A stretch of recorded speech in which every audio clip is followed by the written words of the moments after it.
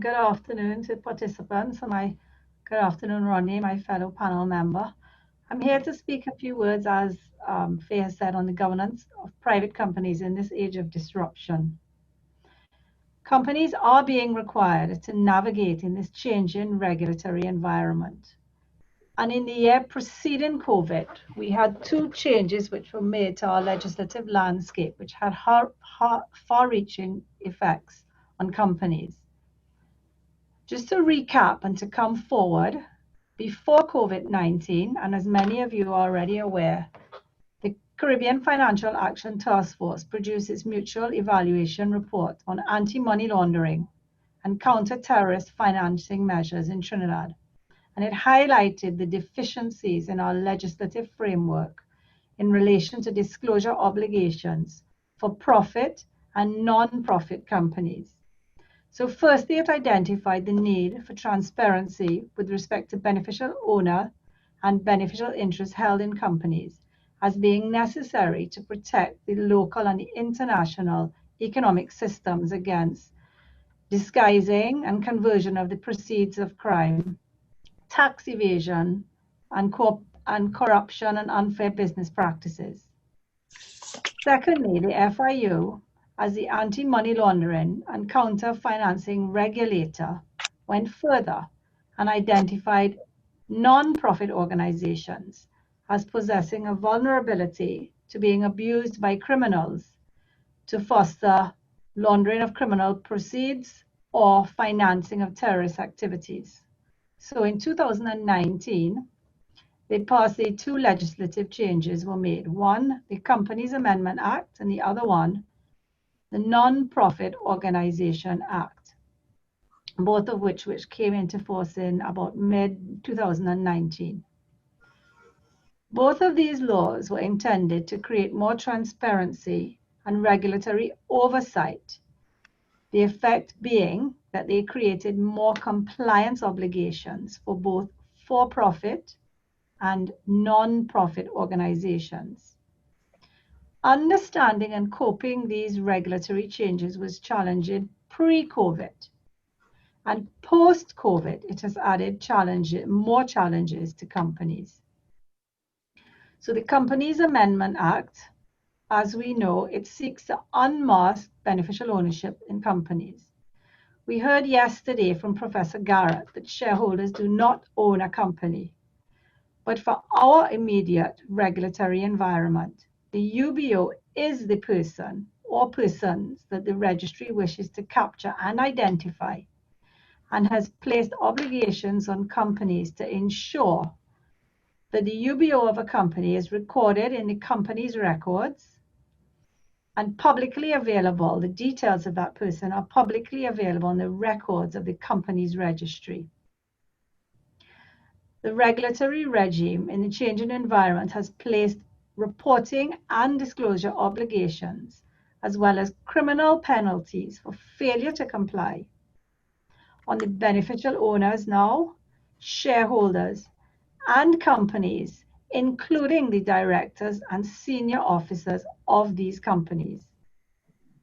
So nowadays, for example, prior to filing an annual return, which has to be signed off by a director or an officer of the company must complete pre-disclosure information about its beneficial owners so that it can restate and verify the information on its annual return when it is filed.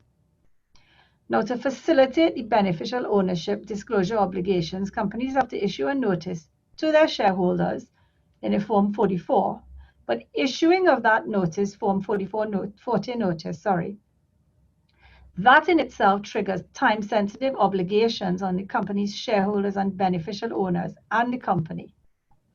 The shareholders themselves are required to complete their own declarations, or Form 41s as we call them, where they don't hold the beneficial interest, and then go on and disclose who the actual beneficial owners are.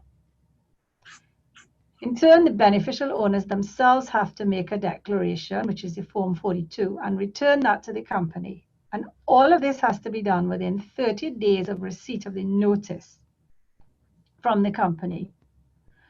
When those declarations are received by the company has to create and maintain a register of declarations that it has received, and it has to file a beneficial interest return to the company's registry in prescribed Form 45.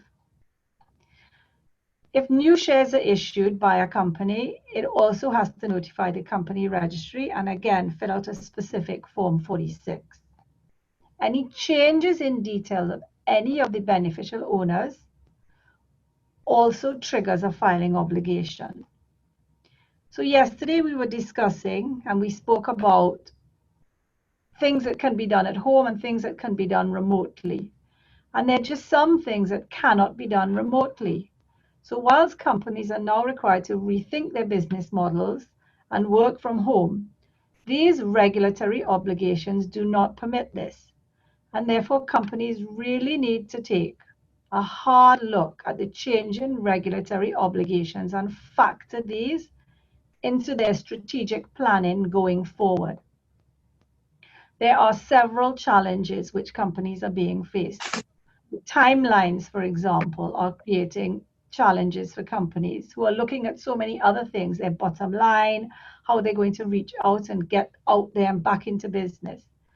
The registry only accepts wet ink original duplicates of documents which have to be filed. There is no provision for accepting of electronic signatures.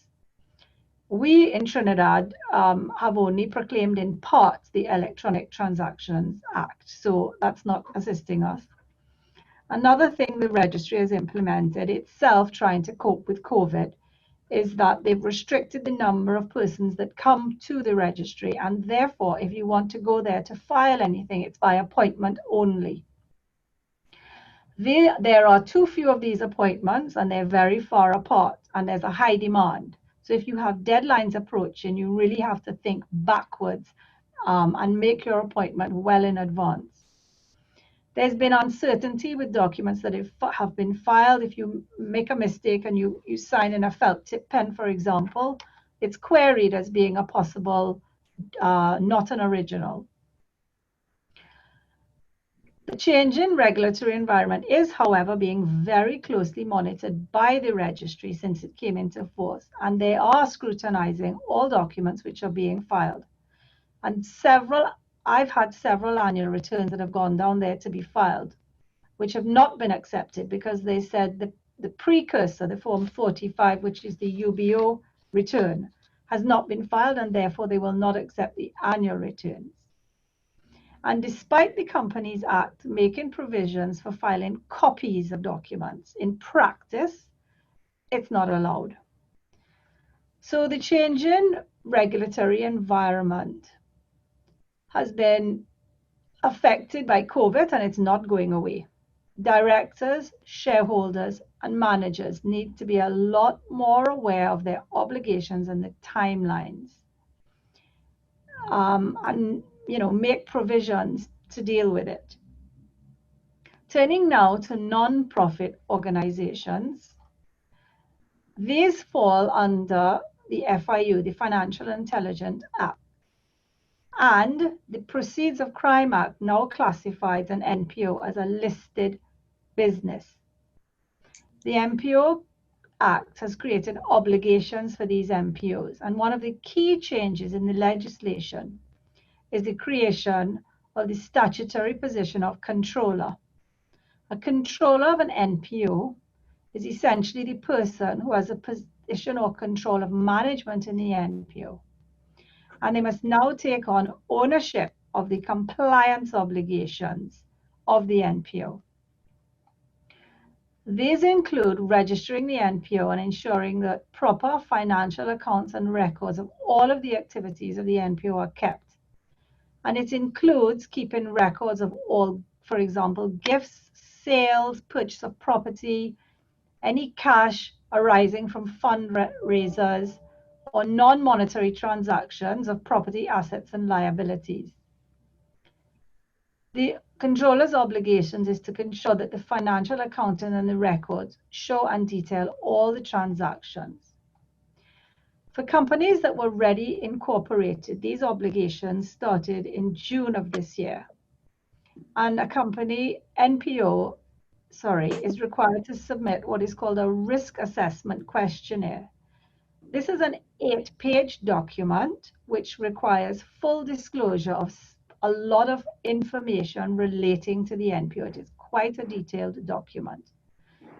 The NPO must also submit, if it's tax exempt, proof of the fact that it's tax exempt in the form of a letter from the BIR, the letter that it got. And they're required, even though they're registered under the Companies Act, they're required to register again. This is a shorter form, but it's also detailed. For companies that were not registered, are not registered under the Companies Act, for example, unregistered organizations that are conducting business for a non-profit entity, they still have to comply, but they have 18 months, so they have until December of this year to comply. The Registrar General must be notified of all changes in particulars that relate to the registration. And whilst the penalties are not currently been proclaimed, because the NPOs fall under the Companies Act, the registry can impose administrative fines on each of the organizations, and there are AML obligations because they are now listed businesses. And as with for-profit companies, the Registrar General's office is strictly monitoring compliance of NPOs. So looking forward, companies now need to pay much more attention to the changing regulatory environment and the stricter obligations that are being placed on its officers and directors and members. And if private companies and NPOs are to cope, they must move forward and implement systems, practices, and triggers to ensure regulatory compliance.